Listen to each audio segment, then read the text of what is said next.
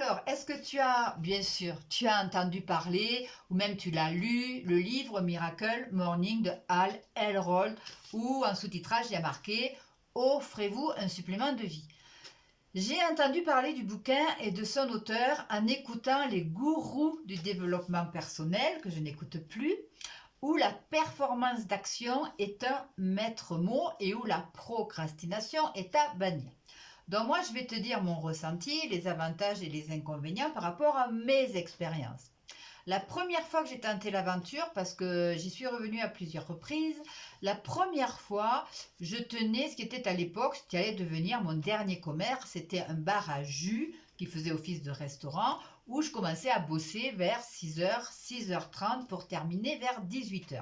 Et c'est vrai que j'avais l'impression de ne rien faire d'autre que de bosser, la tête dans le guidon, comme le hamster dans sa roue, et de ne rien faire pour moi alors que j'avais d'autres aspirations. Donc j'ai testé pour avoir au moins 1h30 vraiment que pour moi au moment où tout le monde dort. Et la promesse du livre fait rêver, on est d'accord. Se lever à 4h30 le matin, ce n'est sûrement pas pour allumer la télé ou l'ordi, regarder les réseaux sociaux ou faire du ménage, certainement pas. Ça doit être un temps puissant pour soi, un temps défini, organisé à la minute près pour faire le plus de choses possible, des choses qui passent en général à la trappe, enfin un temps ordinaire, et des choses qu'on aimerait faire. Donc, le premier avantage que je retiens, c'est le plaisir de se lever dans une maison endormie, se faire son thé ou son café, le déguster dans le calme, et là, on vit à fond le moment présent.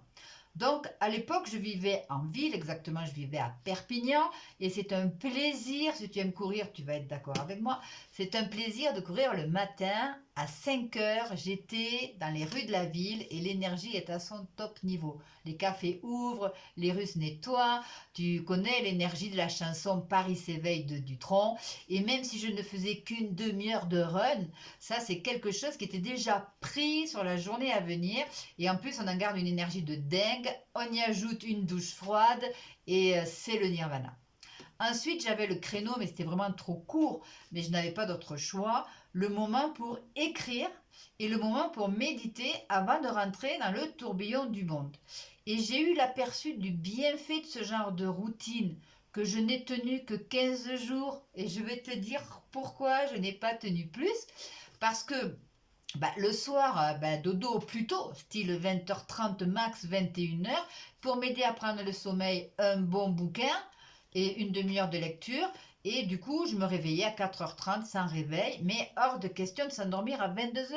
Sinon, le matin, tu es foutu et te lever à 4h30 sans être productif, ce n'est pas le but, donc autant dormir.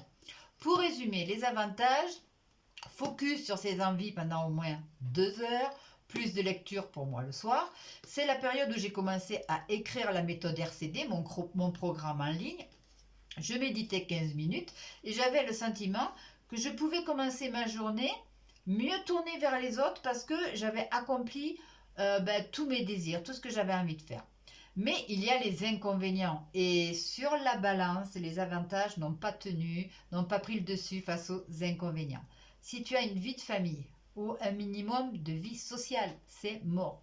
Le soir, c'est la course pour aller au lit au plus vite et ça, c'est assez stressant. Et même si tu vis seul, de toute façon, on est en décalage avec tout le monde, sauf si les amis se lèvent à 4h30.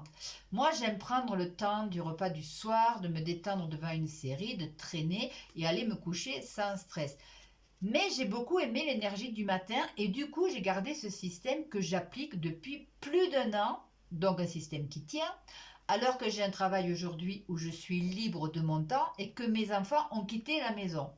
Un système qui est adapté à mes envies et mes besoins, où je veux profiter des journées entières. Donc je me lève tôt, mais moins tôt, sans réveil, et souvent d'ailleurs c'est mon chat qui me réveille pour ses croquettes avec une claque. 6 heures est une bonne heure pour moi, 6 heures l'hiver, 5h30 l'été. Je profite du calme matinal. En plus, je ne suis pas en ville, mais au beau milieu de la montagne, donc zéro bruit. Je n'ai plus besoin de chercher la productivité. J'ai changé mes habitudes et du coup, je lis le matin. Donc, je suis passée de 1 livre par mois à une moyenne de 3 livres par mois. C'est le moment aussi où je suis le plus proactive sur mon travail. Et pour la méditation, je n'en éprouve plus le besoin depuis que je suis à la montagne, mais j'ai gardé l'habitude du journal de bord où je planifie mes journées. Donc ce livre, il est toujours bon à lire.